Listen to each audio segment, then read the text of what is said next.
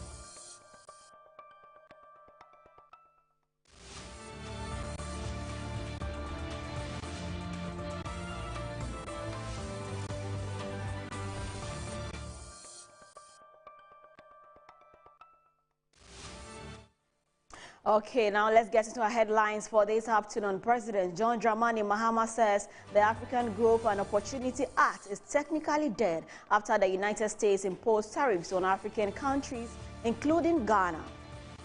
Also coming up this afternoon, flag bearer hopeful of the New Patriotic Party, Dr. Mahmoud Bawumia, refutes claims that he performed poorly in Zongo communities in the 2024 elections.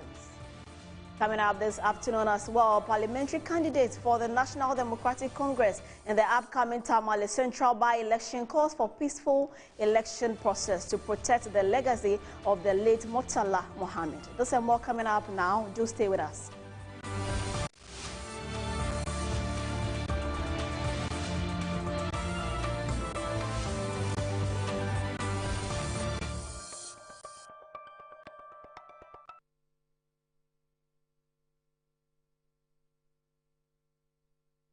Thank you very much for keeping us company. We are coming live to you from the Ikea studio here at Northridge. Let's get into the details of the stories. In the periods leading up to basic education certificate examinations, there were widespread reports and concerns that JHS3 students were not provided with textbooks for the newly introduced curriculum, which was expected to be followed.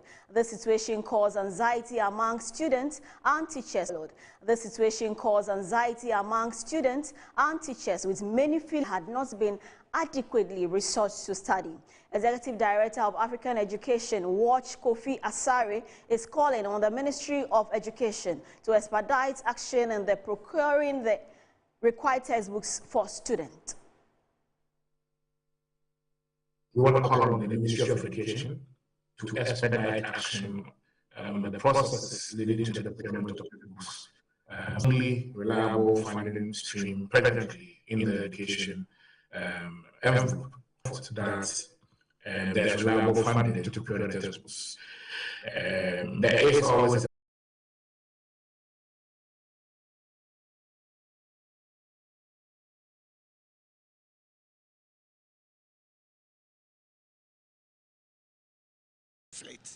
as they've been doing questions and answers on BEC. Children will learn. Then you set questions based on what you have given to them. But you want them to use the idea, and they are children. They are not SS students, so they are JHS. And it's basic school, so they should all pass through. A lot of them have failed because of every exam you have to learn from what you are going to write. If the textbooks have not given to them, and there is no textbooks for them to learn, that's why that's caused the children not a lot of them have failed. So the government should issues. We cannot just look at textbooks with respect to the failures of BEC candidates. If we have the textbooks and the resources, i.e. the teachers are not working effectively, it's about time we motivate teachers. In my view, if we motivate teachers without honesty in schools is closely tied to widespread corruption of societal degradation. Okay, is there practices we are seeing? That's absolutely nonsense. It has nothing to do with them. I was trained as with certificate in. During those times, we didn't have even half of what people claim today. The average teacher prepared their notes, they did improvisation. We were able to, on Sunday, you go and show your notes and what you want to do to your head teacher. It is looked at and signed, and we were able to achieve more.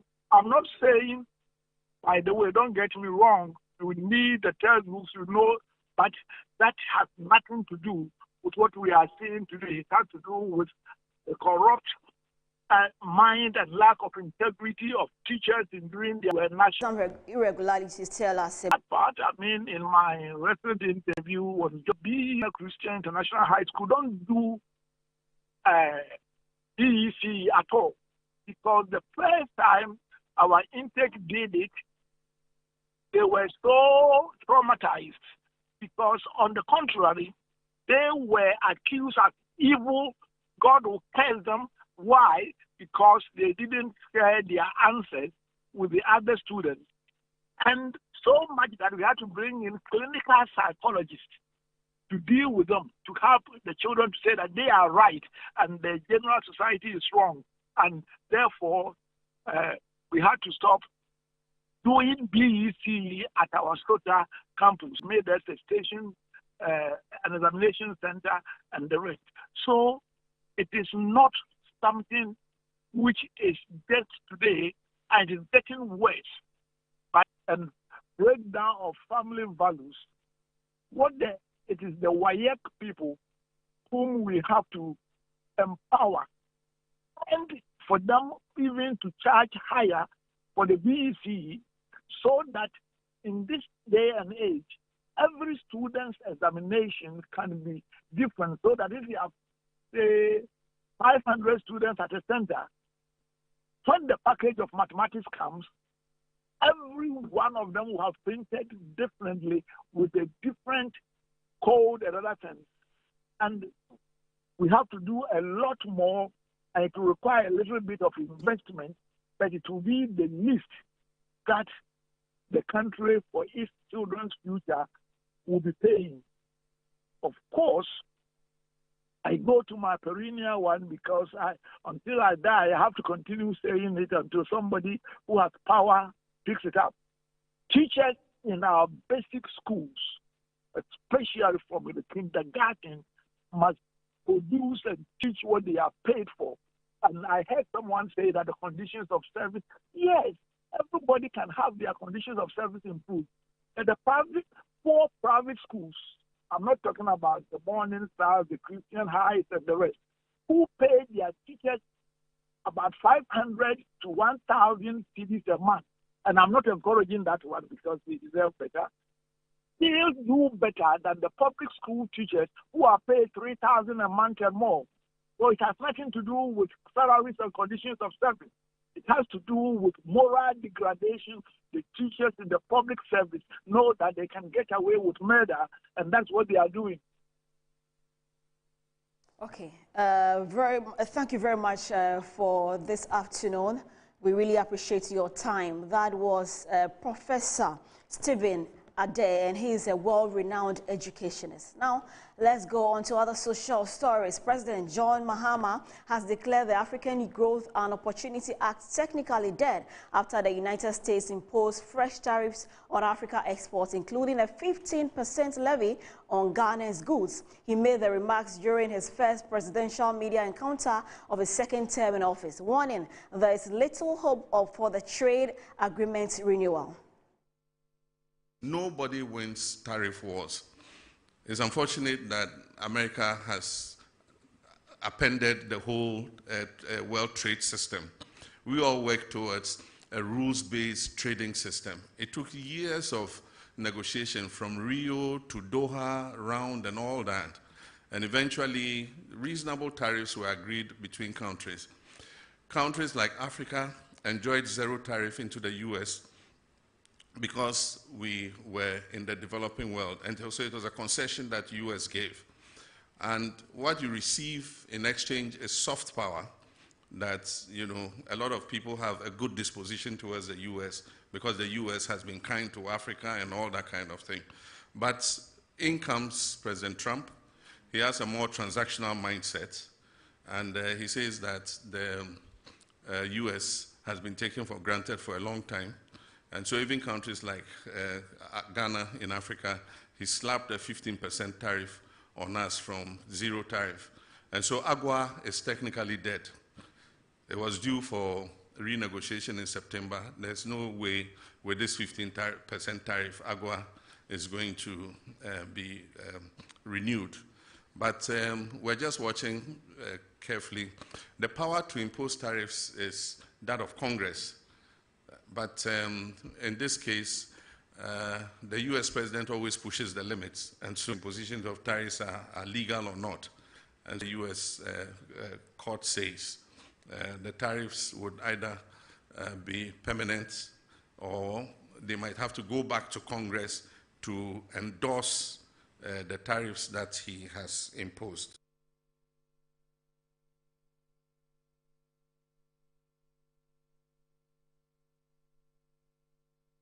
Now, President John Mahama has also indicated that the Public Utilities Regulatory Commission will not allow for any astronomical adjustment in utility prices. This comes after the Ghana Water Company Limited and the Electricity Company of Ghana proposed over 200% increment in utility prices. The president also spoke against water and electricity theft in the country. I requested from the utility presented their proposal, and Electricity Company of Ghana also presented their proposal. It doesn't mean that the proposal they present is what is going to be implemented. We have the regulator, which is the PURC, that looks at all the factors, including the exchange rates, including the cost of production and all that, before they determine what increase in tariff is allowed. And so the fact that you hear that water company says they're going to increase by 200 and something percent does not necessarily mean that PURC is going to allow them to do that. Na minu about obusa ECG then also. Share a nyoma a core electricity production mo to say fuel nesa nyoma ni na ansana omahwe senya omo de tariff ne besi. Yakase come 58%. Na eno anka wiase afa na bia anka sa edwuma ya se wo ye edwuma bia na bibia woton bia wonya just return of 58% anka by now edwuma na gu.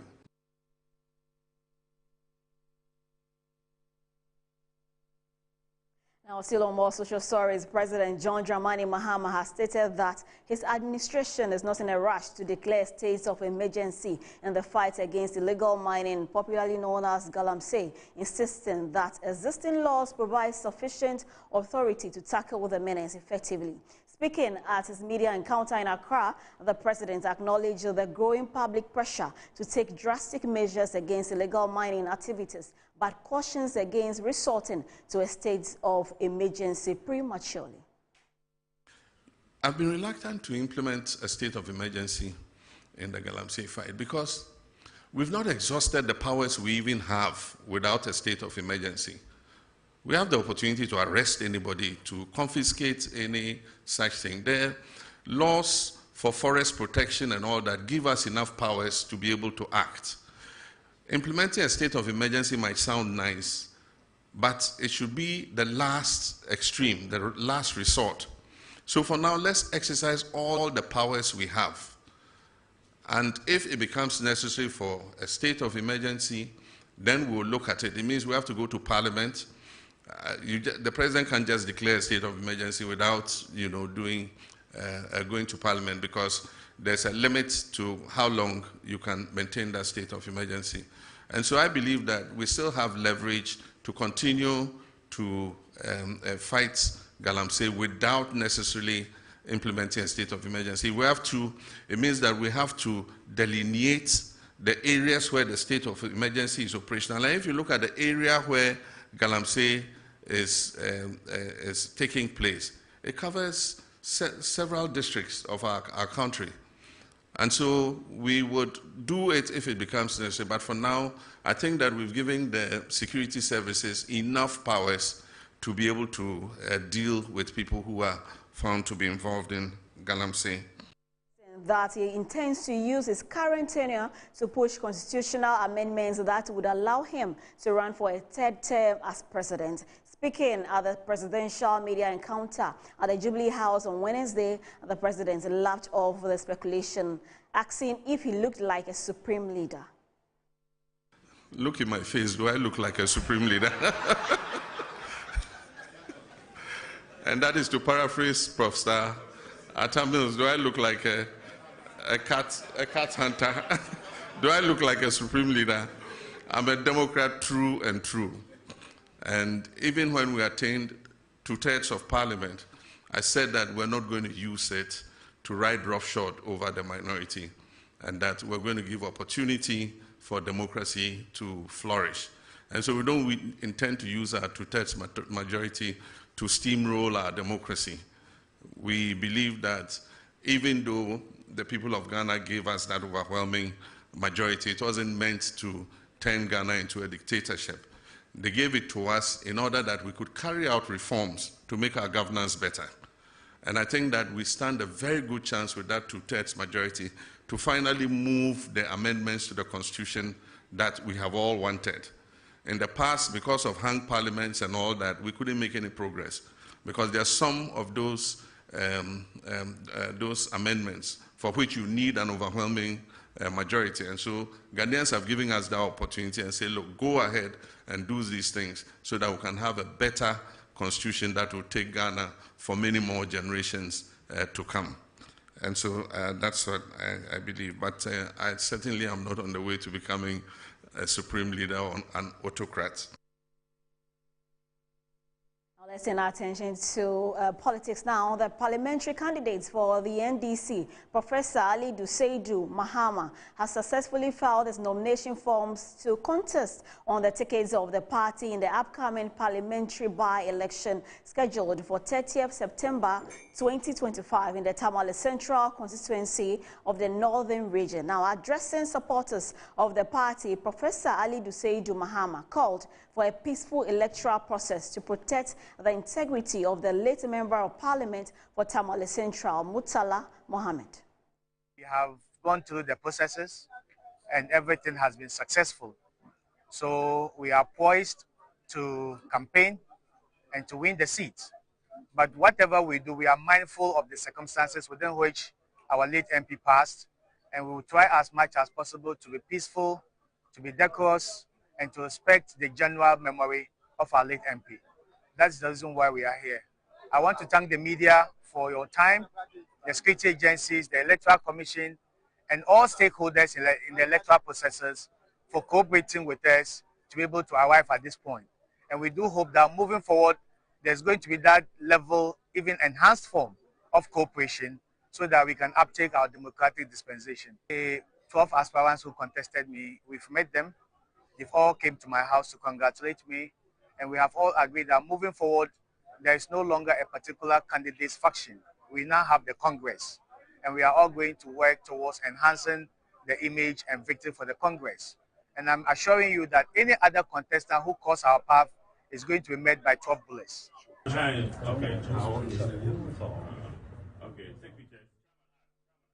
Politics this afternoon, flag bearer hopeful of the New Patriotic Party, Dr. Mahmoud Bawumia, has refuted claims that he performed poorly in Zongo communities in the 2024 elections, especially claims that he won just one polling station in the whole of Ghana. Citing examples of polling stations in which he was declared winner, Dr. Mahmoud Bawumia said his competitors should resort to data and not propaganda. He made these comments while addressing constituency executives in the Adansi zone at the beginning of his 3-day engagement with constituency executives in the Ashanti region on Wednesday, September 10.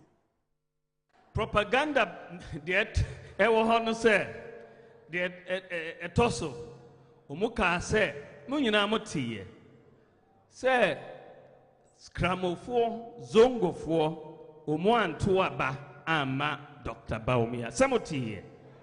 Hey, Metie, me see, hey, na data ye wahi. Because media Ukba Kanchremes, Asema me here, Agina so, me see for data ye bra. Na but sa propaganda no na emu edin papa na enenam bibia say oh kramofo anto abama Dr. Bawumia ma anto ama Dr. Bawumia. But me share data no mu. The story is different. In fact, Zongos no yenya votes in 2024 esin votes are yenya in 2020. Nano presidential aspirant Baku Eko Jina Hoka say Dr. Bawumia Zongos no only one polling station and we the whole country. Samoti or say one the whole country. What is that propaganda? Say the whole country Zongos Dr. Bawumia we need only one polling station. Ewo efutu ho baby. Hey, you share data imu and fambra abonting. You share data no sa presidential aspirant ni zongo no ani zongo mi wini wo ho. Ni ani zongo mi wini wo ho. Na uba Ashanti ya ube hu said many of the zongos ye appear votes. Politics this afternoon, the Member of Parliament for Ablekuma South constituency, Alfredo Kovandapoy, has donated essential office equipment to the Mamprobi ambulance station in a bid to enhance the station's operations and improve service delivery to the community. There's more in this report. The brief donation, which was held at the Mamprobi Hospital Administration, included a desktop computer, printer, swivel chairs, mattresses, and an office desk. The event was attended by dignitaries such as Pastor Charles Tete, Director of Administration at the MP's office, and other officials from the ambulance service and Mamprobi Hospital. In his remarks, Alfredo Kovandapoy emphasized the importance of quality emergency services and pledged his continuous support for healthcare in the constituency. The emergency services of this country is very important to ensure that we have ambulances to assist our hospitals, to assist our communities when the need arises, to also ensure that we have equipment in the offices of our medical technologists is equally important. To have them on board and do not make sure that they have comfortable environment to operate, I think should be a thing of the past. He noted that the equipment would boost the station's operations and improve service delivery to the community. He further assured the Health Directorate of his total commitment towards providing the sufficient support in addressing the needs of health facilities in the area. To whom much is given, much is expected. So we are congratulating you for winning the best medical center in the Greater Accra region, but we expect more. I want to let you know that I want it to be a thing of the past for somebody who needs your services to call, and then we will hear that, oh, ambulance said, bye. Hello, bide baba ke o bomo ebomo. Hello, sanaka mukwaje bi na kalaya 37. Okay, oh, there's no ambulance. That should be a thing of the past. We will endeavor to make your work very comfortable whilst you give us the best of services in all.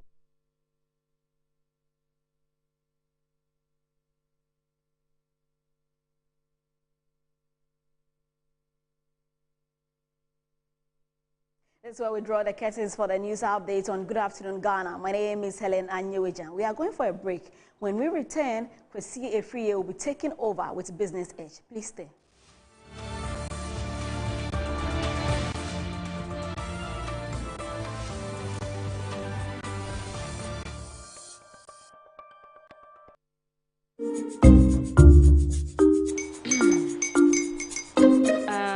Kwame and his uncle are almost here. Wait a minute. This one too, your friend Kwame. Wait, Kwame. As in the same Kwame again? Yes, Mommy. I'm the second coming. Into all this tension just to reintroduce that broke boy from Kaswa. Why would you deceive the family like this again? Now I understand the whole delay. Trot from Kaswa dear. Why wouldn't he be late? Or be late, of course.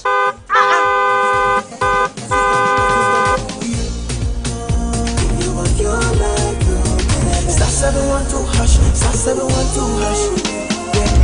You go feel the luckiest. Copy from Georgia be luckiest. From not the cause she be luckiest. Yeah, you go feel be luckiest. No matter why you're luckiest. Everybody go be that luckiest. God Kwamio! Send your God the apple boom. If you put it at so would the coming of the Son of Man be. Hey! Is that his car? Dial star 712 hash. Choose your ticket. Enter your lucky number. Follow the prompt and let destiny handle the rest. This promotion is regulated by the NLA on the Caritas platform. Sister, me dad, dear, but she be an amiam, she be. I could eat that. Me many tears, some of them in Sakana, say, you made us to take it. Sika, sit down to the moon. Did you see a moon? Baggy the one, yeah. So, what you say bag number? One number to show. Wow. That's a minute from you, Banana Solio. Hey!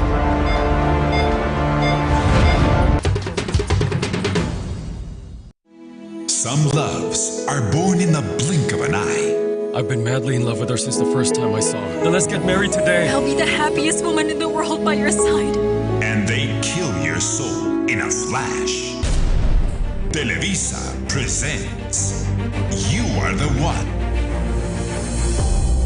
Angela dreams of keeping her promise to be a great doctor and help her people. To Alvaro, ambition is stronger than his dream.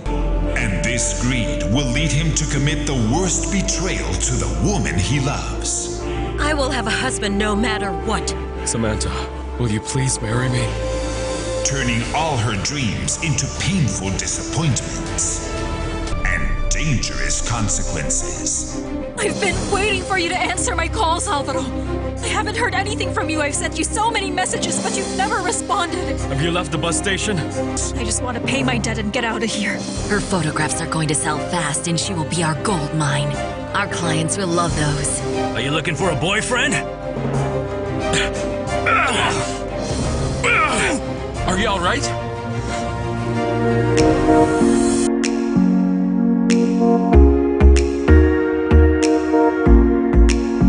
You Are the One is proudly sponsored by The Luckiest, Appointed Time Printing, Blue Jeans Energy Drink, Samu Spices, and Givers Help.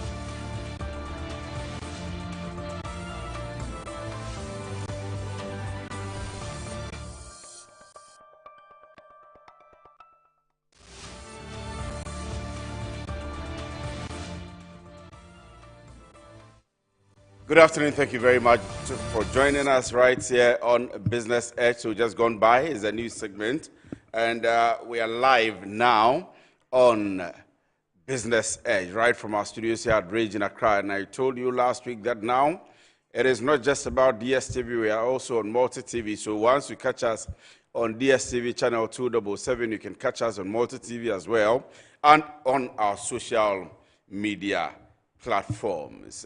Every day is exciting, and we are back for God and country. Once I sit here, I tell you about how exciting the afternoon is going to be. For those of you in the publishing industry, today is for you. And if you have ever had any cause to print, to publish, to do any form of advertisement at all, today and this afternoon is for you. You want to stick and stay with us for our discussions this afternoon, because it's going to be very, very, very interesting for you, those of you in the publishing industry and those of us who chase them for their services. I will begin the entire show with the performance of the cedi against the major trading currencies as we usually do.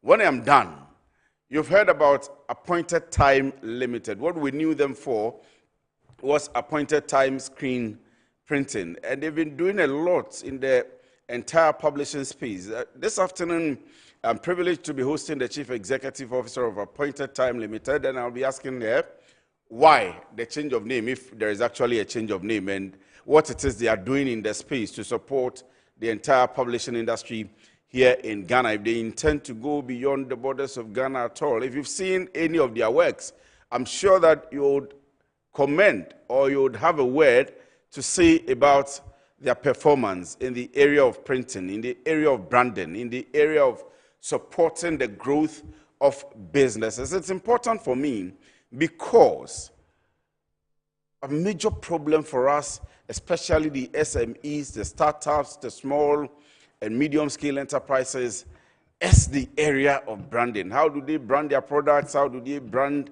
the things that they manufacture? And how are we able to compete on the market, both locally and internationally? There is AFCFTA currently with us, and we are providing a market of about 1.4 billion people across Africa. How do businesses here compete? All you need is companies like Appointed Time Limited, who would help you with your brand and help your marketing and help your outlook to attract investment and to attract buyers, to attract the market. And so this afternoon I'll be having that conversation, and then eventually I'm sure we'll get into another conversation with the Ghana Publishing Company Limited. But let me begin with my guest for the afternoon, Managing Director, Appointed Time Limited. Jacqueline Afol is my guest. Thank you very much for joining me. Thank you very much. I hope you're doing well. Yes, I'm doing very well. I hope you're good too. I am doing very well too. Yeah. Thank you very much for honoring our invitation this afternoon. And you've been doing a lot. I said that I was going to begin my questioning with, we knew Appointed Time screen printing, and it's been there for quite some time. 22 years. 22 years? Yes. 22 years in existence. Yeah, 22 Appointed. So when we were maybe a little younger, we always thought that there was some screen somewhere that you used to print, or you. What is it? What is it? What is Appointed Time screen printing? So thank you very much. Mm-hmm. That's how Appointed Time started off, as a screen printing company. So like you just mentioned, the screen is a wood frame with a mesh in it that becomes the screen. And so that's where you apply the ink onto the mesh, and then you use what we call a squeegee to press the ink through the mesh, then through the holes it drops on the t-shirt. So that's what we started off as a screen printing company. So we're doing t-shirts, souvenirs, polo, caps, all the other things in the souvenir space. That's what we started off as in the year 2003. And if you have history back, yes, that's in Jamestown. Yes. Jamestown. Yes. Jamestown. That's quite some long time ago. Yes, that's a very long time. I mean, it makes you one of, I wouldn't say the pioneer, but one of the pioneers of the printing industry here in Ghana. Yes. You are right to say so. Well. You are right to say so, yes. We don't have a lot of businesses growing and sustaining their growth like that. What have you been doing? So it's innovation. That's what is driving us. And in our space, printing is driven by technology. And so as technology changes, we have also evolved ourselves as a company. And I think that innovation is what is driving us in what we are doing at Appointed Time Printing Limited. Let me ask, how relevant is the printing business? I started by introducing the need for marketing, branding, and so on and so forth. But for you, you are an expert. How relevant is it to our daily lives? So I think you nailed it right. Printing is our daily life. It's everything that you do. In fact, as you sit, your suit has a label in it. Oh, yes, it does. Your shirt has a label in it. Your socks has a brand. Your shoe has a brand. And we can go on and on and on. Your watch. And your African print as well. Exactly. So everything we do is driven by printing in our daily life. So it is part of us. It is part of what sustains businesses, i.e. they are branding in whatever they do. We're doing printing. So I can count a number of things on you. Nice suit you have there. Thank you very much. Thank you. Thank As you. a print, we won't go into the label, but it is printed. The label is printed. Yes. But for most of us, I mean, you're opening our eyes. We thought that it was always about books. When we heard about printing, all we knew was maybe books and then like the screen printing you are seeing, the ones on the T-shirt. So when we're completing junior secondary school, we have our school names at the back with a list of the people, class of. and then class of those things on it. At university, your department, and then politicians are also coming to you. But you are telling me a lot of things. Yes. So what you just explained, that's the book aspect. So in our industry, we say commercial printing. Okay. So that's where the printing of books sits. So that's commercial because that's an application of ink on the paper through an offset machine. And so that's the aspect of commercial printing. But there are so many sprangs of printing. So like we explained, we started from screen printing, which is the T-shirt. We also do the souvenirs, the pen. And then we diversified into the commercial printing. And then as you started your intro, we also went into publishing, which is also an aspect of printing, where we are publishing educational textbooks. Oh, wow. Yes. Wow. And so currently you publish educational textbooks? Yes, we publish educational For the Ghana textbooks. Education Service? Yes, we have 36 titles spanning from nursery up to junior high school textbooks. Oh, that is used across that's some most huge school business. children. So when the Ghana Education Service completes its curriculum for the year, they come to you? Yeah, so we are one of the 5 companies who printed. You remember at the previous government, there was a decision that printing should be done locally. So normally when the ministry sources the subjects or the manuscripts from the publishers, it comes to the print houses. But we also have our textbooks, which is currently being used in the junior high school. So the junior high school textbook, English and Math, that is used across the government schools. Our books are one of those that is currently Appointed time limited? Yes, please. But it's under the brand Advocate Publishing. Which Oh, is but also that's still okay. The fact that you are the ones doing it, because I'm thinking of the quality, the outputs, the look, the feel, and so on. You're able to get all of that right? Yes, we get all that right. So we have the publishing department, headed by one fantastic young man, Justice Esuman, who develops the manuscripts and the textbooks. And they are very, very good. All the educational professionals attest to it, the content of our textbooks. Yes. Do you have any problem with government? I mean, do you get into maybe this number of products you brought? We are returning them. Have you had that? No. You haven't? No. Clean we feed. should, yes, we should even applaud because government is the largest buyer of educational. That's why I'm asking. Yes. That's why I'm asking. Yes. So it means that you have to supply across the country. You need the capacity to be able to do it. Yes. And you're telling me you have it? Yes. So with government business, once you print the textbooks, you have to supply it across the country, like you said, to the districts, everywhere in the region. You have to distribute the books throughout the country. So we have done that severally over the years. Why do some people go to China then to print? There's a bit. I think this morning when I was on GMG, it's about price. People sometimes think it's expensive. So what we normally do in our space, I think most of the publishers who are tested, when you come, before we even give you a code, I ask you what your budget is. And in fact, a company I am affiliated to some way somehow has experienced that with you, and they can attest to it. Oh, I can attest to it as well. Okay. That they spoke to you. In fact, you picked their call. You spoke to them personally. And then you reduce the price for them. You gave them a discount. I didn't even know it was that close. I didn't know it was that close. So we ask for your budget, and then we try to look at our estimation and our cost. If we can work within, and then we work in. And like I said, we've had publishers who are giving us feedback that the price is same. And we've had repeated businesses from some publishers that we have printed the books for as well. So China, everything we believe amongst ourselves, oh, when we go to China, it will be cheaper. But sometimes I want to appeal to Ghanaians that we should try and also experience the local option.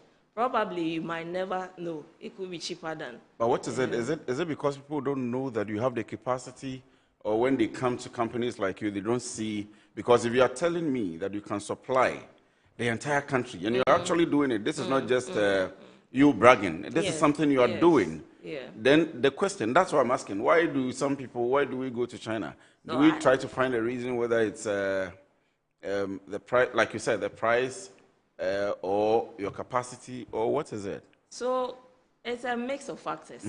So one, people have issues concerned with the local print quality. But for what we do at our place with the kind of systems that we have, and let me also use this opportunity to say that we are ISO certified. So every step of our process in the printing process, we are critically paying attention to it. So one, there's the issue of quality amongst the Ghanaian print company. The second one is also the issue of price. And then the third one, like you mentioned, is about capacity. But like they say, you have to taste and see. If you've not tested, you'll not see. But then, one of the reasons why I'm sitting here with you this afternoon is for also to create that awareness about appointed time. Because sometimes you might never know. You think that people know, but they are not aware. So that's one of the reasons why we are sitting here this afternoon, telling our story of what our capacity are and our capabilities are in Appointed Time Printing Limited. What would you say has changed 22 years ago with the screen printing and all of that? Today, technology, I mean, you will educate us. You are in the industry, you are still surviving, and you are still on top of your game. What has been the changes over the period? So the changes has been enormous. For instance, if we talk about the screen printing, before you will have to do a separation, you do a film separation, you try to put the film onto the image of the screen before you come back and apply the screen. And this is some manual thing that they do. The gentlemen have to use their hand to press the ink so that it can come through the mesh to come on the shirt. But as we speak, there is nothing like that. I don't remember the last time a client walked in asking that I want screen printing. It has shifted from screen printing to direct to fabric. We call it DTF. Direct to fabric. DTF. So what that is now, there's a sheet that you print through, like, such as you print the paper through a computer. This one you print through an EcoSolvage printer. It comes out, you have your heat transfer machine. Straight on, you press, the image is transferred from the film straight onto your T-shirt. So where before you have the screen printing where you require space because the machines are huge, now it's just a small DTF machine and one small heat press machine, and then that is it, you go. And if you follow us, normally around election time, we could then employ as much as about 200 to 300 people. But now with the DTF... Within a period? Exactly. 200 to 300 people. And that is with the screen printing, because you require people to wear the shirts on the screen and all that there is. But with the DTF, just that 300, you can get about 20 to 25 people. And that same quantity will be delivered. So that's the shift. Is that amounting to you sacking people? What we have encouraged our employees... Technology, I mean technology. Yes. And yes. Your field is full of technology. Exactly. So what we encourage our employees to do more, let them be aware of the company's vision and the strategic direction. So for instance, we have employees in the company who used to be with the screen printing department, but have shifted on to the commercial press and have become supervisors, operating a different machine, operating a different technology as we speak. So because of the growth and diversification that we're carrying out, once you are trainable, like the HR team will say, you will always find your space. And you also have to be learning which we also offer. But personally, we've also encouraged them. So not sacking. I think they... You're not sacking. You're the CEO, so I mean, I can ask you directly. You're not sacking people. No. But once we are talking about technology, let me ask now. There is AI now. Yeah. It's advancing, artificial intelligence. Yes. You have designers, you have all of those people, and then you have the factory workers themselves. How is AI impacting, maybe, let me say, the entire industry, and then if you can streamline it to appointed time limited? So with AI, it's what we have to deal with now as human beings on the planet. So relating it to our industry, you know, sometimes there are all these AI apps. For instance, sometimes I want a quick design. I go to Canvas, I tell Canvas what I want to do, but it does to me. But no matter how Canvas does it, sometimes I need a touch. There's a human bit you need to add to it. So that's one aspect of it.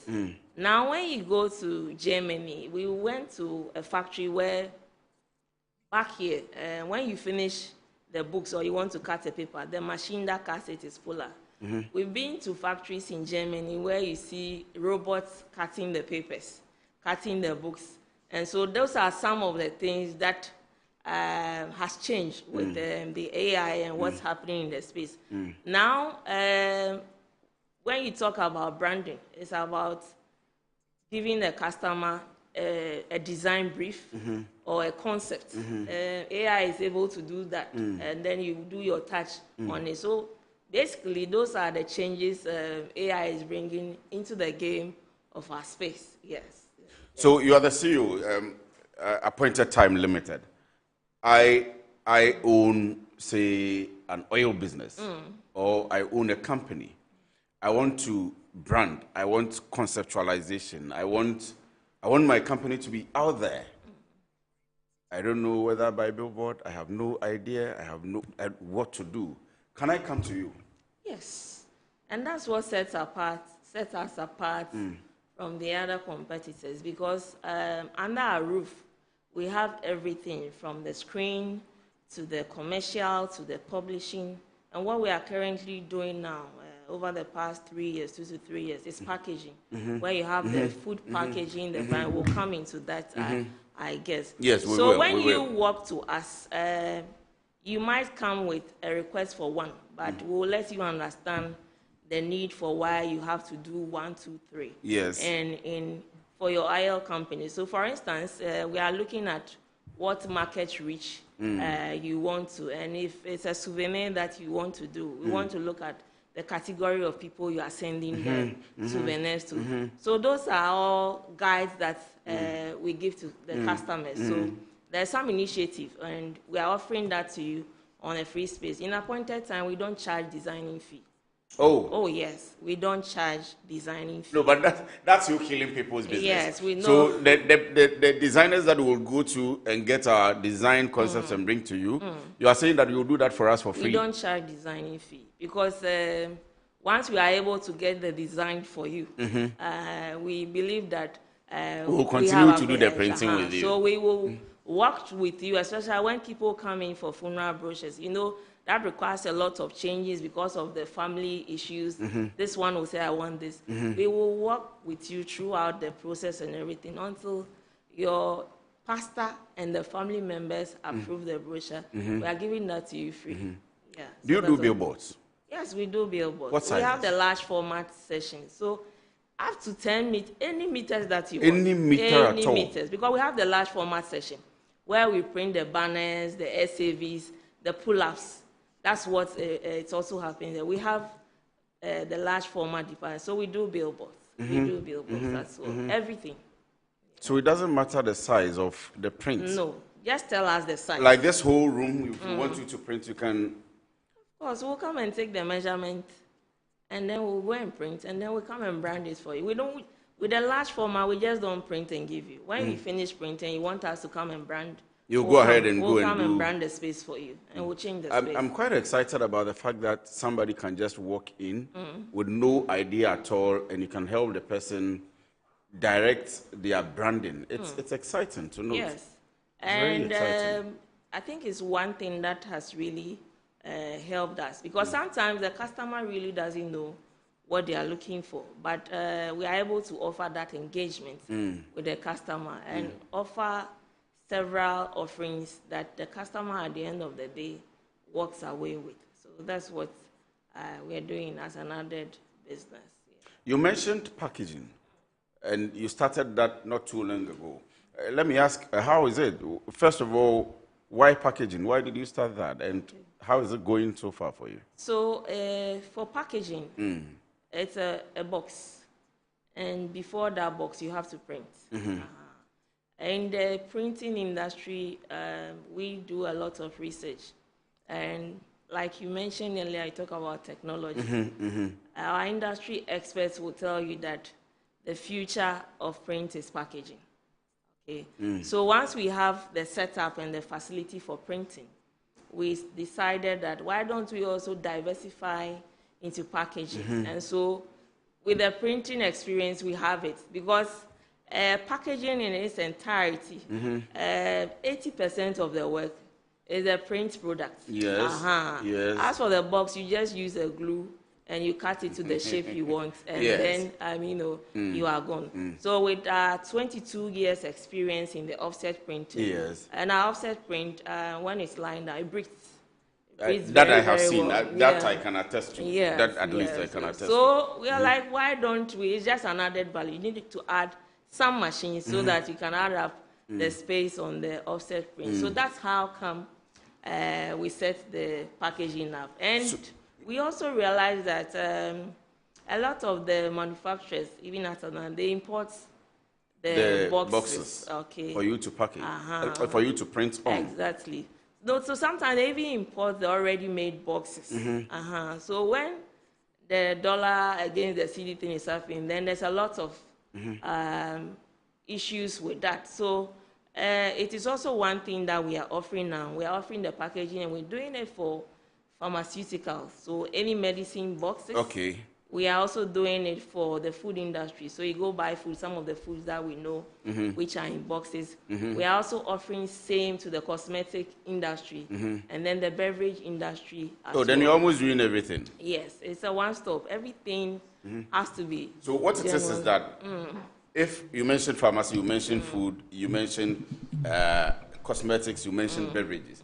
If I'm selling malt, like the malt package is done, and I bring it to you, or if I'm doing chicken man, and I want you to just give me the box, branded box where I put the food in, you have the system to design and make the box and print on it and give it to me. So all I do is to put the food in. Everything, absolutely. So right from the design, if you have a logo, we take it. If you don't have a logo, we can create a logo for you.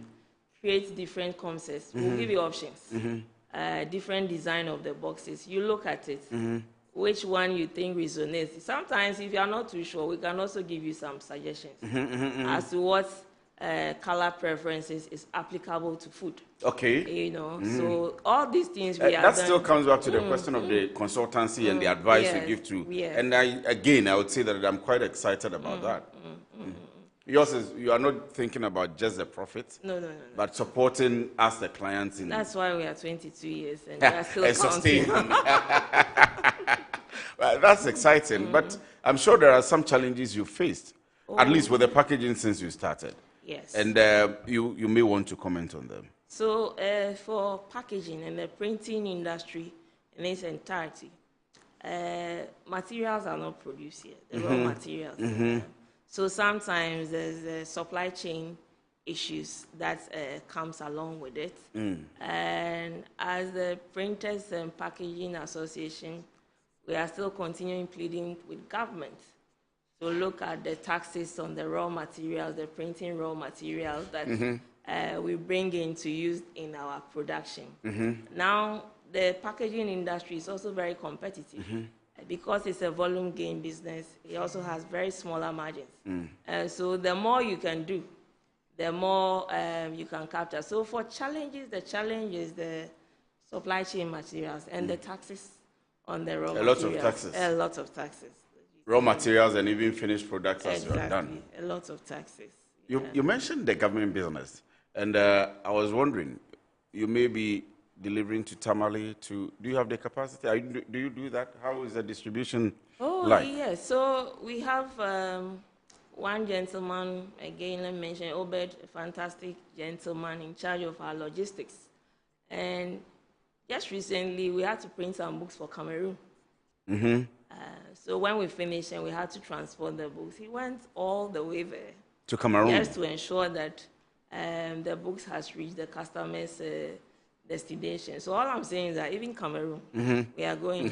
So not within the 16 regions across the country. Yeah. So, but it means that you are telling me you're able to meet timelines, yes, and then your clients get satisfied. So I always say one thing.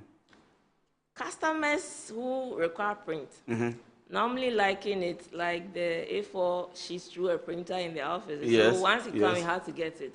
But that's one very good thing about us. Our turnaround time is very quick. We have this language, a picking can. That's how we started. Yes. It has resonated with us so well in terms of the impossibility with delivery. Come to us, it's possible. We'll give it to you. It is possible. We will deliver, not I that mean, one. not political, Not that one. not political possibility, but of course, with you, yes, it is it's possible. So our turnaround time is very, very quick. Yes. I'm letting you go. I know you're going for a meeting, but you are the CEO, Managing director. the managing director. You are the foremost person of the business. What's the plan? What's the vision for you? What's the way forward for you in the coming years? I asked a question about AI. I mean, you have been growing it, sustaining the business. For you, what's the vision? So for me, an appointed time as a whole, one of the things we are doing currently is improving our IT departments within our space. Because we have also realized that as a business, the IT will propel us on to be able to, production efficiency.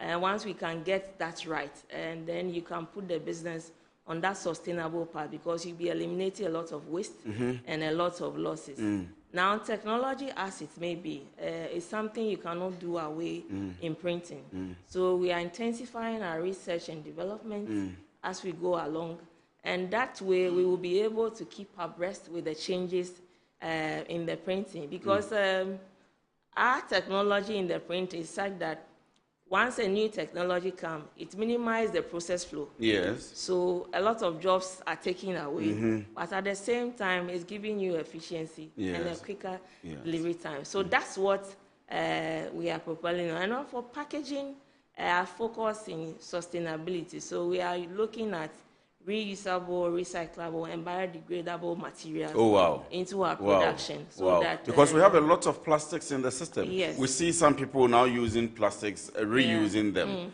But the way forward should be having sustain. I'm happy you mentioned that. So let me allow you to explain that bit, how you are helping or you're growing sustainability, how in your business you are making sure that we sustain our environment.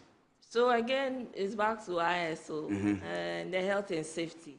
It's very, very important. So once you talk about health, you are looking at what you are putting, for instance, food into for people to consume.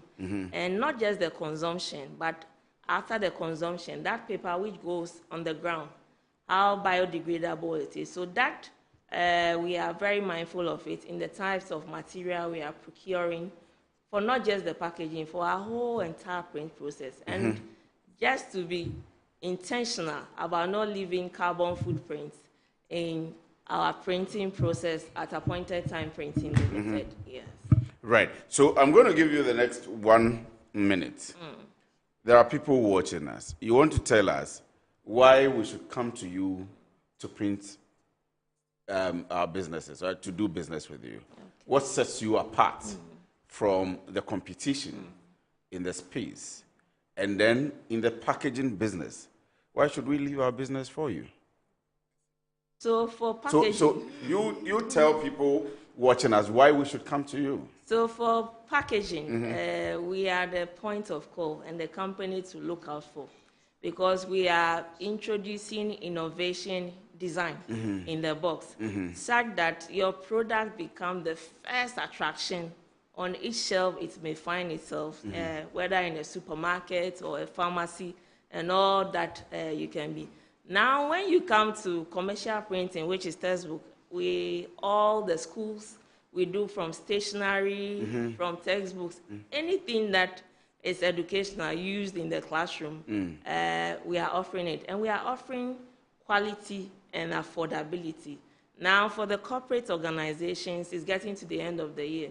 You're thinking about what souvenirs you want to give to your clients. We are the first point of, in fact, like a slogan say, American quality, Chinese prices. That's what we are doing. Whoa, American quality with Chinese prices. So very cheap, but of very high quality. Yes.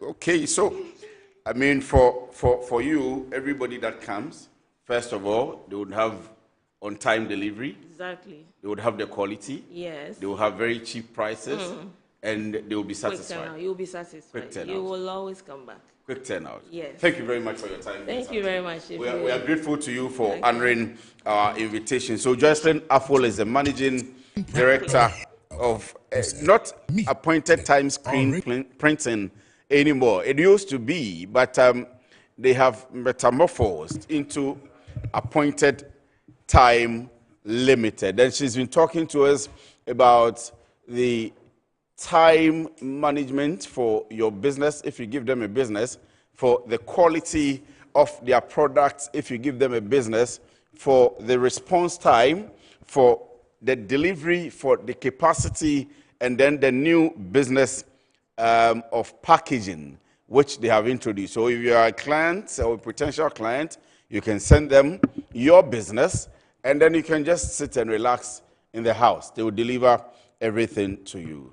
My next interview will be another exciting one because we are getting into the policy issues and the regulation issues. And I told you that today we are staying within the publishing industry. And if you followed the news, coming from the Ghana Publishing Company Limited, there is a war on what they call fake gazettes in Ghana. This afternoon, I am privileged again to be hosting the Chief Executive Officer of, or the Managing Director, let me put it that way, Managing Director of Ghana Publishing Company Limited, Nana Akwasi Boti. He is a lawyer. So, lawyer, thank you very much for joining me. You butchered my name.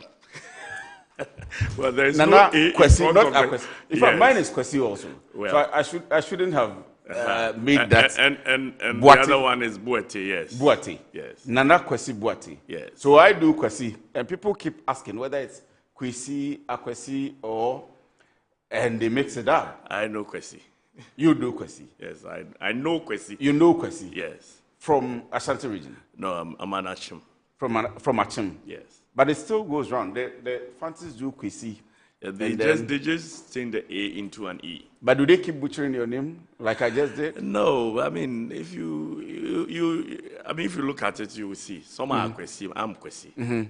Just know that there is no A in front of the K. So Nana Kwesi Boati is my guest this afternoon, and I'm sure you will enjoy the conversation. They've waged the war, Ghana Publishing Company Limited, on fake gazettes. But that's not how we are going to start. I'm going to begin asking him, so far, how has he been performing at the Ghana Publishing Company Limited? He was appointed by His Excellency the President John Dramani Mahama to change the face of the Ghana Publishing Company Limited. As far as we are concerned, he's started very active and dynamic changes at the Ghana Publishing Company Limited. We can see the 24-hour economy, which everybody is discussing. He has begun it. He announced it to us. I'm going to ask him the performance of that. And of course, we'll be talking about the gazettes as well. So let me come back to you now, Nana. Thank you very much for joining us.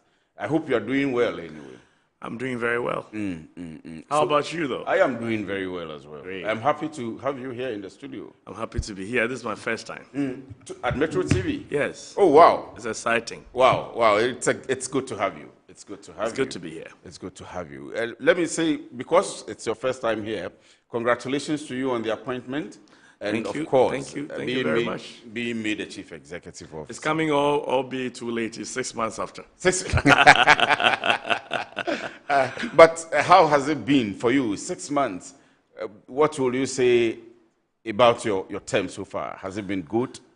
It's been interesting and challenging, but interesting and challenging put together is good. Interesting because, you know, in private life, I'm a legal practitioner. So this is a whole new area for me. Publishing is a whole new area for me. I've tried to learn and I've learned fast. It's an interesting area if you understand it. So to that extent, very interesting. And also managing a business of the nature that we're doing now. For instance, when we came, we had to deal with overstaffing, you know, and so the inspiration to do a 24-hour economy, quite apart from coming from the president's vision, also was a solution to a problem that, you know, was existing, which was overstaffing. So how were we going to deal with, you know, over 100 staff who, if you were operating only a morning shift, would not be needed? You are not going to send them to go home and not feed. But then if you put them to an evening shift, they get to work. So first questions I started getting was, so you're doing a day and night shift, where are you going to get the jobs? My answer is, well, if you apply for a Gazette, it takes you 8 weeks, sometimes 12 weeks to get it. If people are working on it at night, we will reduce that waiting time. Yes. So we tried it. We, you know, in 3 weeks since I took office, I took office 16th February, 4th March we started. And so far, now the longest it takes you to get a Gazette when you apply is 3 weeks. Instead of the 8 weeks? Yes, and now we were able to bring, you know, even the premium, which was a week, to 3 days. And we introduced a 24-hour gazetting system where you apply today and get it tomorrow. So if for me, we have only solved the waiting time, you know, for a Gazette for Ghanaians, that is a big achievement. You understand? That's very big. Yes. It's very big. But are you able to tell me how many staff were there at the time when you went in? In excess of 250. 250? Yes. At the Ghana Publishing Company Limited? Yes. And you realize that if you ask any printing organization now, a lot of the things are automated. You won't need so many hands on it. But, you know, because the government institution, as you improve and automation comes, you still can't put people away. So you continue to hold on to them. The thing is, the Ghana Publishing Company is not government subvented. Yes. So salaries are not paid from the IGF. Yes. So if you have more people to pay than you're generating, it's a problem. So then you need to find, you know, ways of deploying people more effectively. So that was the first step. That's very an innovative idea that you brought on. I mean, saving the country this time, waiting period. Yes. And also, you know, getting the people to find themselves to do some work. I mean, if you imagine going to work and not finding anything to do because you are a surplus requirement, that itself is a problem. And of course, by improving the waiting time, we made a good case to improve also, you know, the cost of a Gazette. Yes. You know, so again, in that same vein, you raise a little more revenue. Yes. So it's good. I mean, we've had to, you know, you're bringing staff from a point to another point. Yes. You're getting the staff to appreciate that it's a good thing for us to do a night shift. Yes. From 1965, since its establishment, the company has not had a permanent night shift running as part of its. This is the first time you're having it. So, you know, again, to get the staff to commit to it, it's a lot of commitment, and they have to make the sacrifice for it. So you have to sell a vision to them for them to buy into it. So that was another step to take. And again, we got the staff to appreciate that this was a good initiative that was going to better their fortunes as a company, you know, staff of a company. And so, yes, together with the union, we got it going. It's going very, very well, I must say. Are you out of that? Are you making enough I don't know if I should say profit or enough money to be able to pay the staff? Yes, now, on time. Now I think that we are there. Before I came, the records would show that maybe, every once in a while when the company was constrained, maybe they would take an overdraft or something, so you will call it a struggling company. But since I have been there, we've not had that situation. So you're able to tell me that the company wasn't making profits? Well, from the records I saw, it wasn't a company that was paying dividend to government. It was making by, it was holding on and managing its debt, so it was capable of paying it, as many government companies do. And as and when it needed an overdraft, it would take it to pay the staff, or to hold on. Not always, but that's your typical struggling company. Yes. Since we've been there, that is not the case. And so, yes, I would say that there has been a lot of improvement in our financial fortunes as well. Will you be able to pay dividends to government now? I don't know. Those have to be the board to determine. But would you be able to make enough that if the board determines to pay dividends? The objective is to make this company profitable. Profitable enough that it will be one of the most, ultra-modern printing, publishing houses in Ghana and in the sub-region. Objective is to make it profitable enough to be able to buy enough equipment to equip it, to raise it up to a standard that is competitive, compared to every publishing company in the sub-region. And as and when government feels that, there is enough in the government is a single shareholder, 100% shareholder. When we're profitable enough to be able to pay dividend, that is the goal. That is the goal. But the company has a lot of, retooling. There is significant gap to fill. And so initially we will be doing a lot of reinvesting in the company until we get there. We were told that retooling had been done. I mean, infrastructure was okay, or that's not the case. Who told you? We had seen that in the news. The company still has a lot of retooling to do, I can promise you. A lot of retooling to do. And we're working on it. We've set up recently a new digital press system. We're importing new equipment for digital press. We're importing new equipment to add up to our production line. We're working a lot to improve the infrastructure and equipment base of the company. So, printing is a very fast-moving industry. Yes. And in recent times, that speed has been very, very difficult to match. So anybody in that space will tell you it requires very consistent financial re-engineering and retooling. And we want to be able to stay abreast with the modern trends. Will you be seeking for money from government? Well, I don't think government has enough to invest now enough. We're thinking about ourselves. Yes, well, that's fair enough. But as you sit here, if government gives you, I was just talking to somebody about the government textbooks and so on and so forth. If the Ministry of Education or Ghana Education Service says, Ghana Publishing Company Limited, you are to print the entire textbooks for all schools in the country, secondary schools, for example, are you able to print? Oh, we will be able to print. I mean, we printed parts of the ballot papers that was for the election. This year's budget, we printed it. We have capacity. We have. But is it enough? We do have capacity. You see, if we got more work, and like every other publishing house, if we got more work, we acquire more capacity, we acquire more equipment, we employ more personnel.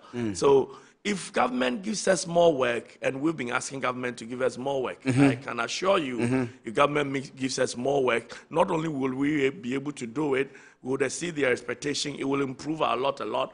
We would acquire more equipment when we need it. I mean, we are the government press house. Yes. And so if government of Ghana cannot build the largest publishing company in the Ghana, country, who can? There are individuals doing this business, and you doubt the ability of government of Ghana to do better? You speak like you've been in the business for 10 years. Well, I have learned the business since I've gotten into it, because you need to understand it to make it work. And I'm convinced that if anybody can do printing in Ghana better, it has to be government. I have even, been of the view that government has to make it a deliberate policy to ensure that literary works in Ghana stay published in Ghana. These days, all the books are going to India and China. If you take a critical look at a book that has something like a Adinkra symbol, right? Any of the Adinkra symbols in the book, take a good look at it. You will see that something is wrong with the symbol, because the people printing it can't relate. A lot of context is getting lost, and culture is territorial. Yes. And so when you're shipping out the work, and to people who can't relate to your culture, your literary works are getting diluted by the day. And I am worried about it. We need to preserve, all of these, history, literary works, heritage, and we're not doing it right when we're shipping the works to China. So it has to be a deliberate policy to make sure a lot of the work are done here. But you are in charge of that now. You need to champion that agenda. Well, I am building capacity to make sure we're capable of doing it, and I'm sending the message consistently to government, to GES, to everybody, that bring us the work, let's do it here. I agree. It may cost you less to do it in China, because government will task me for bringing in paper and will put VAT on the work I do when they won't do that for the work that's coming from China. But this is how government will generate revenue. And if government wants to make conscious effort, then they have to look at the tax regime, see if it is good to impose taxes on paper. But when they bring the book printed in China, that one they say is educational material already. So no taxing. We have to look at some of those policies. For you as a state publishing company, you need some tax, I shouldn't say holidays, but allowances for you. Well, we don't have any. We're in the same. You don't have any at all. We're in the same competition as everybody who is into publishing and printing. And we are even tied down even harder because some can escape a few of the repercussions. We comply to the hilts. We print government work. You know how long it takes for government to pay you. But we do, and we're doing our best to make sure that we remain competitive. Eventually, the hope is that, as a country, we'll understand. And, the good thing is that President Mahama is committed to improving these things. And so the hope is that as we continue to point out to the government what the challenges are, the solutions will come and we'll do better. I'll be doing the Gazette very soon. But do you think President Mahama or cabinet or government should introduce a law that will enforce, for example, if YE wants to print books or brochures for its beneficiaries, it should come to you necessarily? Well, I don't know if government can do it by law, because you see the position of government in the current governmental dispensation and under the constitution is that government will not deliberately discriminate against organizations, private businesses. But I am of the view that governments must do business with government.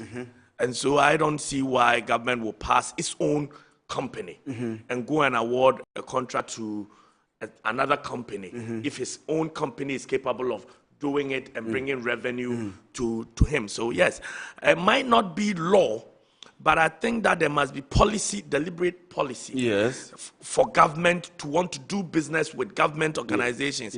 I, as MD, if I have to open a bank account, first thing I think about is which government bank is there can I go to. If I want to do anything and that service can be provided by government, I look at it.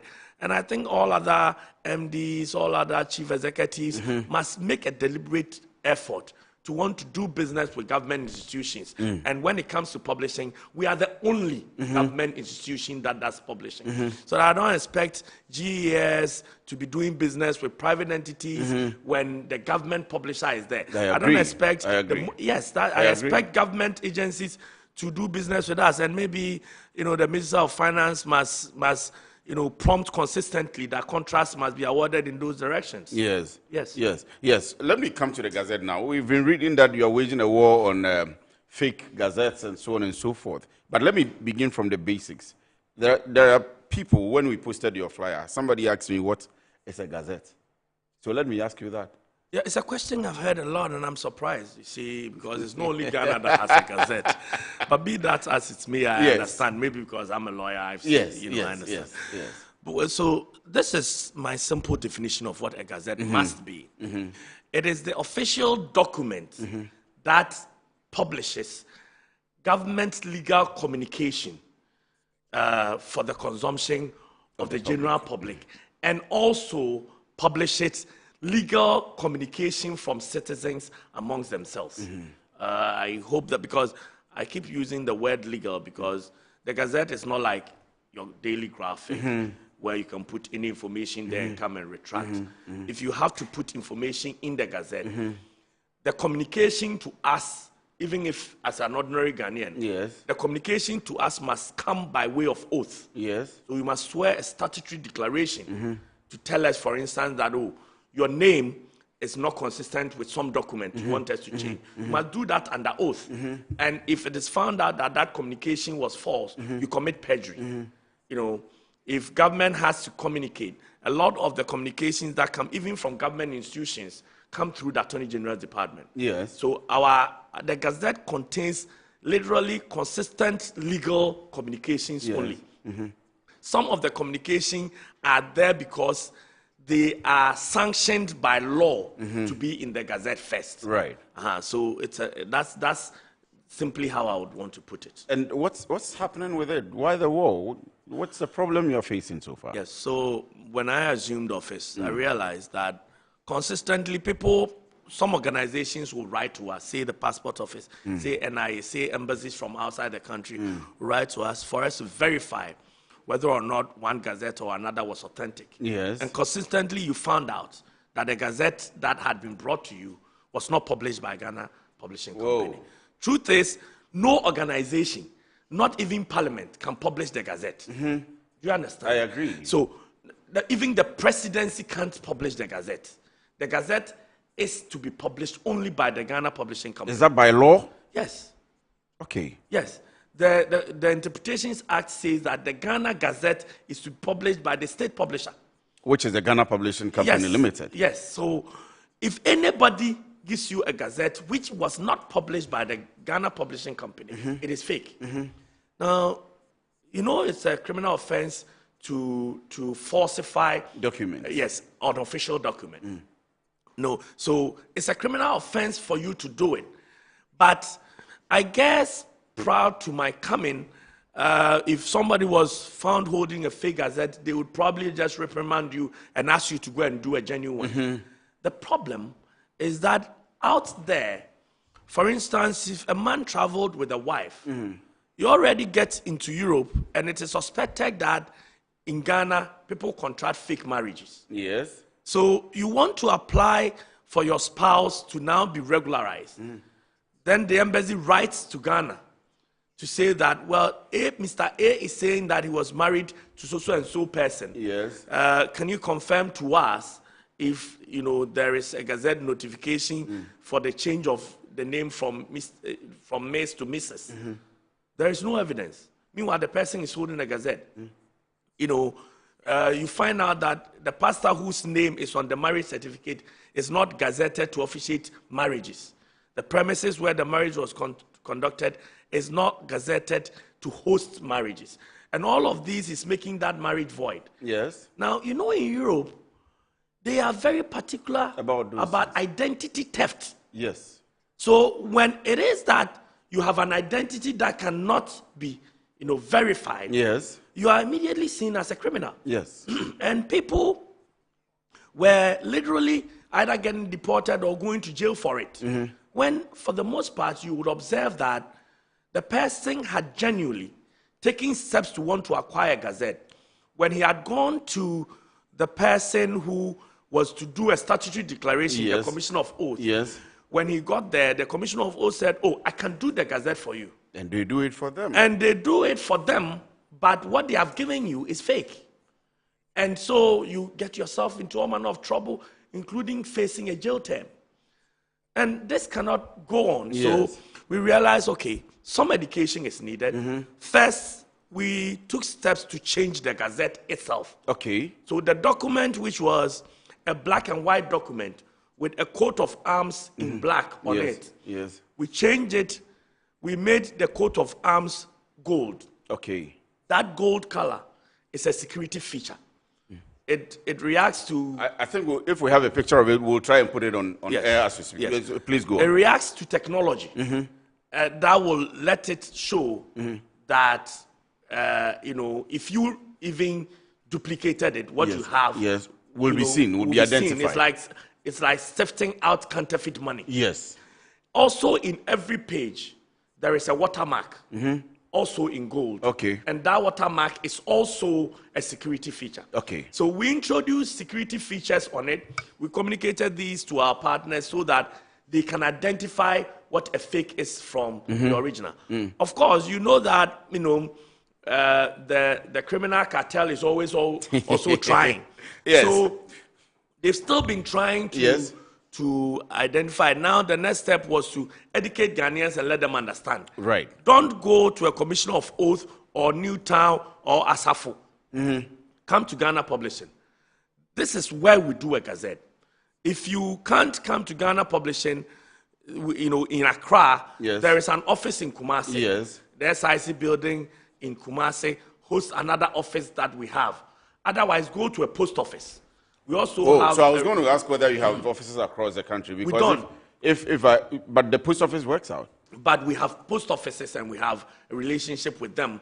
So just like you go and buy a stamp or you go and post a parcel, you can go to a post office and they will, do the gazette for you. They will bring it, we'll print it. Yes. If you get it from anywhere else, you're risking too much. You get a fake at your own peril.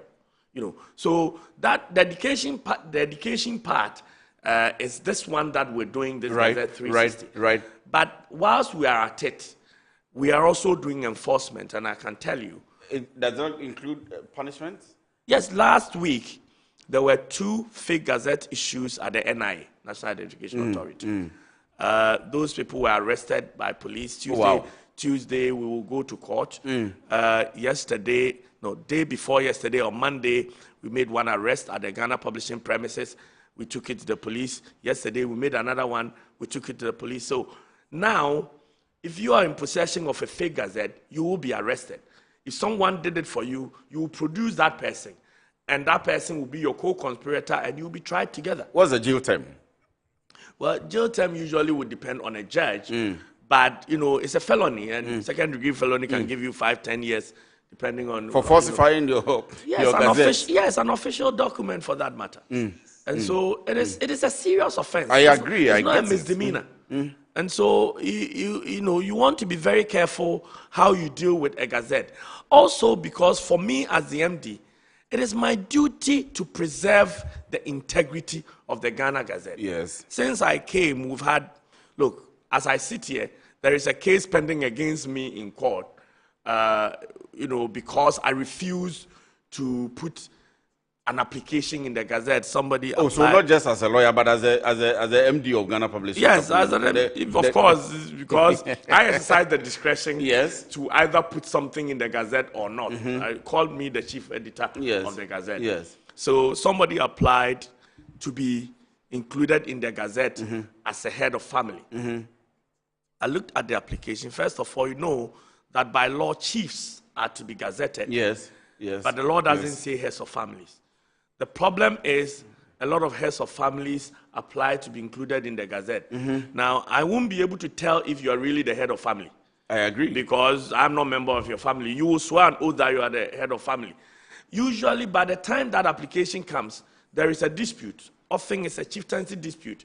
And this person wants to be the one to appoint the chief. So he says, I'm the gazetted head of family. Yes. Look, there is no legal requirement to gazette a head of family. Yes. You can be your head of family. It's your family members that must recognize you. So why come and drag me into it and go and use the Gazette as your basis to claim you are the head of family? And they have taken you to court for that. So I said, look, I have no legal basis to put this head of family application in the Gazette. They took me to court. Well, let the judges decide whether or not I am exercising the discretion properly. But the point I'm making is that we're taking steps to preserve the sanctity and integrity of the Ghana Gazette. Because it's becoming, if you don't do that, it will become any other ordinary document. And a daily newspaper publication will be more valuable than a publication in the Gazette. That's not what we want. So two major points I get from you is on the Gazette. First of all, you are creating the awareness. Secondly, you are enforcing. We are cracking down seriously on people who want to peck on the integrity of the Gazette and create a situation where the integrity of the Gazette will be in doubt. Those who want to profit from the Ghana Gazette won't get away with it, not as long as I sit here. Nana, thank you very much for your time. Thank you. So let me get the name right this time. Nana Kwesi Boati. Nana Kwesi Boati. Thank you very much. Is a managing director, the Ghana Publishing Company Limited. Don't go away. I'm right here. I'll go for a quick break. When I come back, there is another interview. That's also exciting. Stay with me.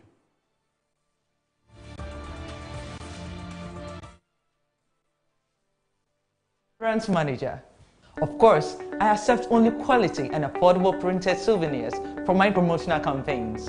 I'm the head of academic affairs of a very important institution in Ghana. Of course, we only deal with quality, reliable printing companies for our institution's printing materials. I'm talking about appointed time printing. Appointed Time Printings. We take pride in our extensive print scope that transform your ideas into captivating visual masterpieces. We delve into the core objectives and vision of each print project. Precision printing is at the heart of our printing process as we meet your tight deadlines. Our rigorous inspection, color verification, and overall printing excellence are assured. 20 years of printing excellence. It's always a pleasure working with you to create a vibrant, dazzling printing experience that gives you a masterpiece. Appointed Time Printing, your world of quality and affordable printing.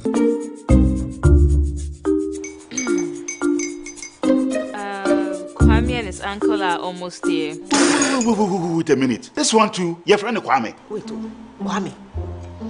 As in the same Kwame again? Yes, Mommy. The second coming. Into all this tension just to reintroduce that broke boy from Kaswa.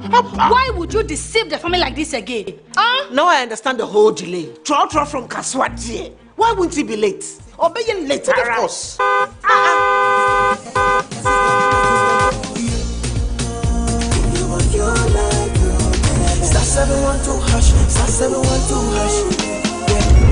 Go be the luckiest.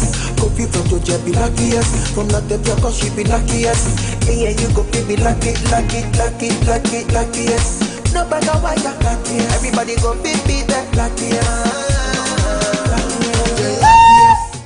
That's Kwame! Senya, God, the apple boom. If you're poor, what's that? So would the coming of the son of man be. Hey! Is that his car? Everywhere. Dial *712#. Choose your ticket. Enter your lucky number. Follow the prompts and let destiny handle the rest. This promotion is regulated by the NLA on the Caritas platform. This BB9 Jazz Season 10. No filters, no scripts, no holding back. Cause it's 10 times the drama, 10 times the rivalry, 10 times the game. This is certified. No zero, no minus. Big Brother 9 Jazz Season 10 on Showmax.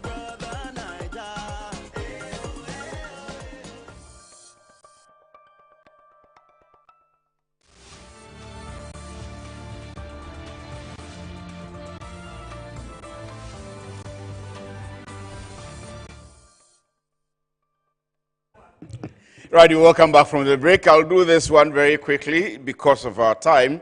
And I have in the studio here Paul Frimpong. To my extreme right, he is the Executive Director, Africa-China Center for Policy and Advisory, ACCPA.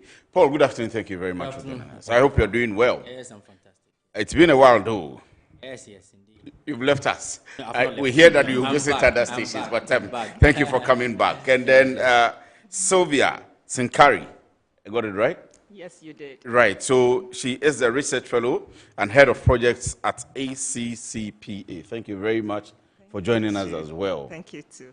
Right. So they are here because the Ghana-China Climate Summit 2025 is coming up, and it is dubbed Delivering on Commitments from FOCAC 2024, Beijing Action Plan. And Paul, I'll begin with you right away. What's this about? The Climate Summit is coming up, and you are saying that delivering on commitments from the FOCAC 2024 Beijing Action Plan. What's the plan, and what's happening with it?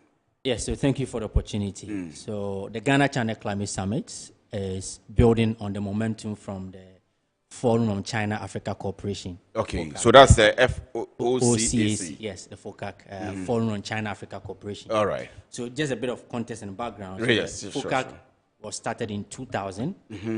It's a triennial, it's more like every 3 years. Okay. China meets with African leaders. Okay. So it's held in Beijing and then held on African continent. It alternates within a period of 3 years. So what happens is that is a platform that African government engages China across multiple, areas of interest. So in the year 2000, that was when the first one was held. And so last year, 2024, was the 24 years since the launch of FOCAC. Yes. Now, all the conversation that we've seen happen between Africa and China in recent years, of all the investment that we can talk about, it's happening within the FOCAC framework.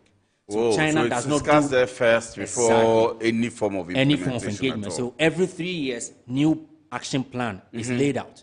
So in 2000, the engagement was focused on trade and investment and related issues.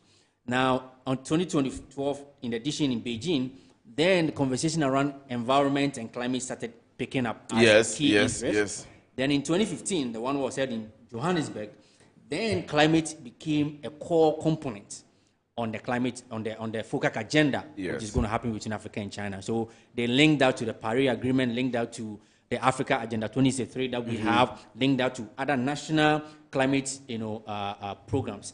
But in 2024, that is when we also saw that indeed a chunk of the commitment that China usually announces that is made available to African countries to engage on for the next 3 years. That was the period, last year was the one that was hugely focused on green development. So, and in that framework, there was a lot of announcement that was made. First of all, China committed $51 billion of investment line, $30 billion in loans, $10 billion in private investment, $10 billion in grants. So altogether was about $51 billion. Now, out of this, a key pillar that stood out is the Green Development Initiative agenda that China seeks to pursue with African countries.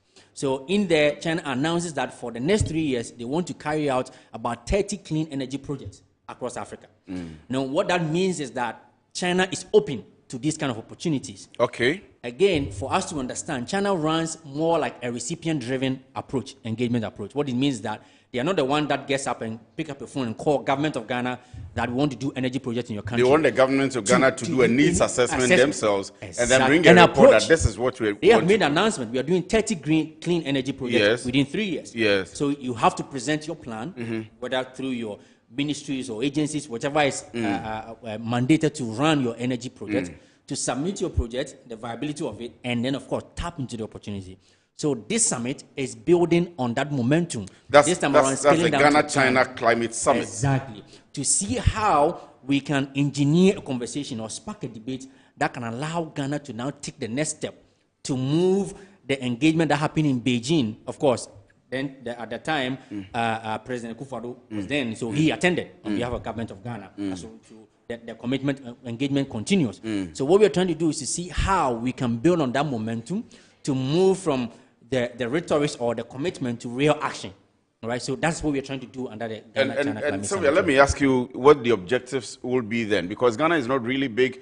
I know that some of you are pushing the climate change agenda. Ghana is not really big on climate change yet. And the minister who is just passed, Honorable Mutala, for environment, we had been asking him about all of these. Europe is getting big on climate change. The US is getting big on climate change. What is yours? And for you, as ACCPA, what's the focus? What's the vision? Well, so for us at ACCPA, and I would say that for Ghana currently, we cannot say we can be left behind in this environment. Climate issues are becoming very central to governance. It's becoming very central to geopolitics. And at this moment, we are looking at, there's a lot of cooperation across the globe, you know, on climate issues. I mean, it doesn't matter where you are sitting on or where you are sitting at globally. Whatever is happening to you indirectly affects the other person. Yes. You know, one person coughs and the other catches a cold. So climate issues, the objective is number one for South-South cooperation. Number two, to build sustainable development. I mean, we are all growing in diverse ways, but we want to make sure that our development is aligned, you know, to sustainable ways of developing. It's aligned to the environmental needs. It's aligned to generations yet unborn. So when you look at it, I mean, and then when you look at the future of food, the future of agric, the future of what's the name? The environment, the food, the agriculture, security is what I was looking for. Yes, and all of that. It's all tied to climate in one way or the other. So there's no way that any nation at this point in time can say that it is not a big topic or it's not a big policy area for you. So that's what I would say for Ghana. It's become a big topic. It's become a big policy area, and that is why I think Ghana, the NDC government, in its own wisdom, has designated an entire ministry for climate change and sustainability. Yes, yes. So let me come back to you, Paul. And the summit is going to happen.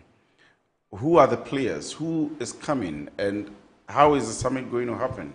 Yes, so it's an in-person summit, of course, happening on the 16th of September. This month? Yeah, this month. Next week, Tuesday, to be precise. 16th is Tuesday, yes. At the Africa Continental Fruit Area Secretariat. Okay. After Secretariat, the Africa Trade House. At 9 a.m. It's a half-day summit that we're hosting. Of course, the name suggests it's a two-government affair. So we have Ghana and China. And of course, the climate comes in as a theme. So on the Ghana side, we have the Minister of State for Climate Change and Sustainability in the keynote. On the Chinese side, we have the Chinese Ambassador to Ghana, Excellency Tong Difa, giving the keynote. And of course, we have a plenary session from academia. We have a rep from the Bank of Ghana, from the academia, from the youth angle, and of course from the Chinese ambassador himself also joined the panel. So the idea is that are they going to give us money? I mean, on the lighter side. I mean, yes, obviously. I mean, we for climate. I wanted to ask you that. Is that going to come for climate? Is there specifics? Because you had mentioned earlier on that the program is there already. Governments of Africa have presented their proposals, their plans, and so once you are championing the agenda, I mean, on the lighter side, are we expecting? There are collaborative opportunities, and there are opportunities for climate funding or green funding. So yes, I mean, it's a networking opportunity. It's an environment for collaborations. If you have an idea or you are already in the space, this is the right time to be able to pivot some of these ideas to the right people, because we are bringing the right people into that room.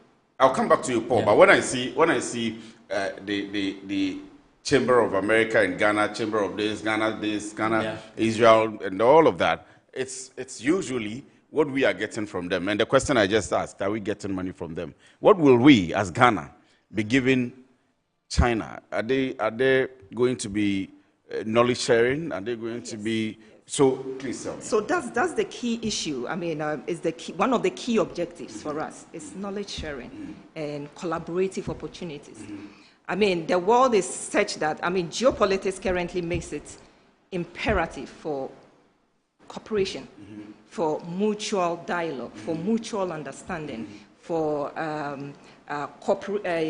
partnerships across the divide, across industries, across countries. So yes, in as much as there are funding opportunities, there are also opportunities for collaborative development, you know, knowledge sharing in science and tech, in health, in agriculture, so many, you know, so these are the key things for us. Before I go to Paul, who is required?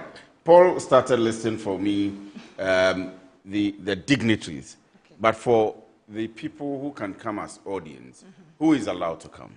So we have a wide cross-section of the... Is this strictly by invitation or is thrown to the general public? It's by invitation. It's strictly by invitation? Yes. And so if I want to join and you haven't given me an invitation letter, what do I do? Yeah, so the invitation, straight by invitation, we are using two approaches. So one is that we identify institutions and we send them the invitation themselves. We also have the open application policy on our website. So when you visit the Africa China Center for Policy Advisory website, you can apply there, and we give you 48 hours to review application. Oh, so currently people can actually go to your website and apply. So it is not closed yet? Not yet. So it is not as if you haven't gotten the opportunity, you won't get it? No, it's not closed yet. But when you apply, you give us a chance to review and then accept your application before it confirms that you can attend the summit. Can anybody apply? Yes, anybody can apply. As long as you have an interest. So long as you are 18 and above. Yeah. And interested in climate change. Yeah, you can apply. Yes. And that, I mean, you started talking about the opportunities, but if I apply and come, then what? Yeah, so of course it must align with whatever you're doing now, what you're planning to do. So as you speak, we have, of course, across the government ministries and agencies, we have representatives coming. Of course, they have interest because they want to understand what exactly is in line in the pipeline of China's agenda towards Africa, or even what other opportunities that are there that the various agencies or ministry can tap into. For private sector players, of course, they want to understand what are the technology, innovation, and opportunities that are there, what the Chinese partners that they can tap into to be able to move up the value chain in terms of if they are involved in the climate space, as whether MSME or as a big corporation that are involved in the climate I'm interested space. in the MSME. Anytime you mention small or startups, I'm interested in that. Exactly. And jobs, job creation Exactly. and all So of that. So for us, I mean, it is that kind of opportunity that we are creating for everyone that will be participating in this summit. So it's, what I'll add to that is that it's a wide melting pot of knowledge. You know, we have academia there, we have media, we have the diplomatic community, we have government, we have private sector as well. So everybody would find something for himself or herself. I mean, so long as you are coming with a mission, you are coming with a desire to learn, to collaborate, you should find something for yourself. My time is up, but are you going to sustain the summit? Yes, it's going to or be is just happening once and then you are done? No. We are going to sustain it. You're going to sustain Yes, it? we are. When is it coming off again after this? So it's going to be next year. 2026. So every year, it is hopefully. going to come. So I'm giving the two of you 30 seconds each. My time is up. Tell the public why we should come. Ghana China Climate Summit 2025. And the theme is delivering on commitments from FOCAC 2024. Beijing Action, that's the Beijing Action Plan, FOCAC 2024. So Sylvia and Paul, I don't know who I should start with. Yeah, maybe. Okay, so I mean, we are in the era of so many happenings in our world today. China is presenting an opportunity, I believe, and based on the commitment that we've seen over the last 24 years since the launch of the FOCAC, we've seen some tangible results. And I believe that Ghana can take advantage of these opportunities that are emanating from the engagement we have with China and leverage on that to bridge some gap, especially when it comes to our commitment to building a sustainable economy. Okay. So Sylvia. Yes, so as I would want to elaborate on the fact that it's a lifelong learning process.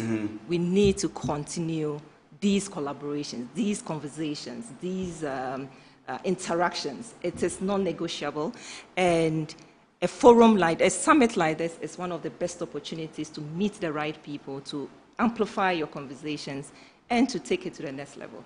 So on the 16th day of this month, which is Tuesday from 8 a.m. to 1 p.m.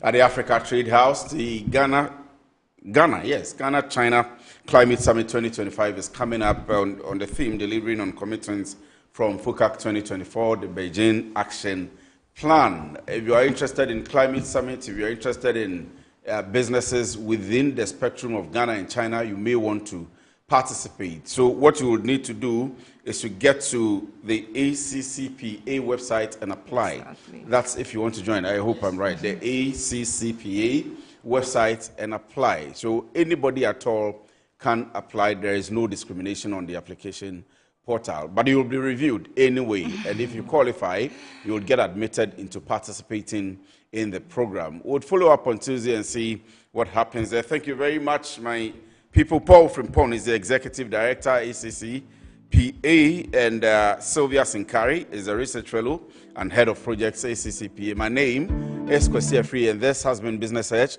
on Good Afternoon, Ghana. Good afternoon. Thank you very much for staying with us. Keep watching Metro TV.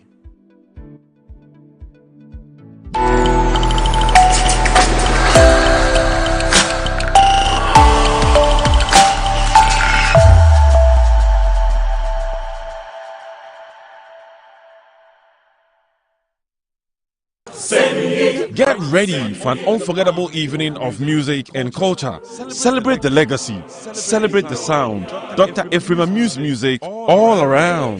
The Ephraim Amu's Foundation, in partnership with the Ministry of Tourism, Culture and Creative Arts, proudly presents a musical concert to celebrate the 126th anniversary of the birth of Dr. Ephraim Amu. Join us on Saturday, September 13th, 2025 at 4:30 p.m. at the Osu Ebenezer Presbyterian Church Hall, Accra, featuring the Winnipeg Youth Choir, Emmanuel Congregation Choir, and Paul Wingate EP Church Choir, with special guest Manifest